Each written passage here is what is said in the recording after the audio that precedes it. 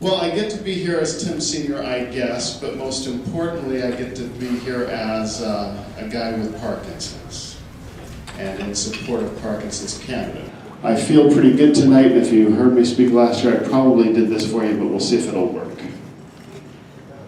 I feel pretty normal, no shaking. I took drugs just before I came tonight. I get a lot of applause for not shaking. The non-motor symptoms are things such as anxiety, depression, apathy. Those happen to be my finer points.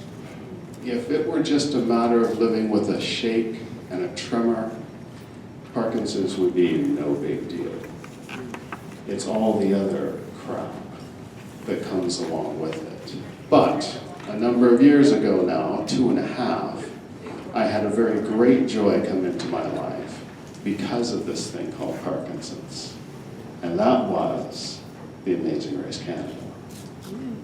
I got on the Amazing Race Canada with my son because of this thing called Parkinson's. If you know a little bit of my story, you know that my dear wife, being a fanatic of the race, said, "You're going to apply." And she said, and I kid you not, "I guarantee you will get an interview." I said, "What is wrong with you?" She said, "They will love that you and Tim Jr. are running it together. They will love that you are both named Tim. They will love that you look so good on television.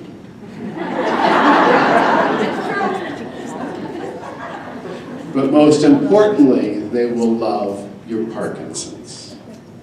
They've done this disability and that disability and this, but they've never done Parkinson's. Parkinson's to this day has given me far more than it's taken.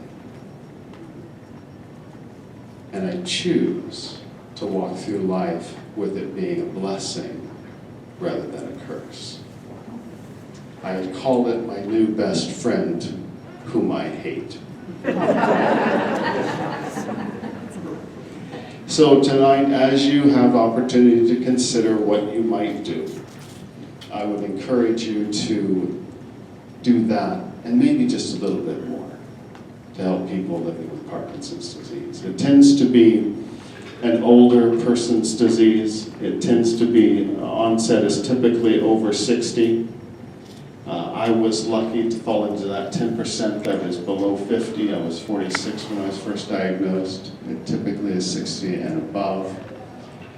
But nonetheless, keep us in mind as you go to the tables tonight. Simple things, but on a daily basis to look after myself and to build into my life the positive things that my life needs. Simple, straightforward, but every day, ongoing.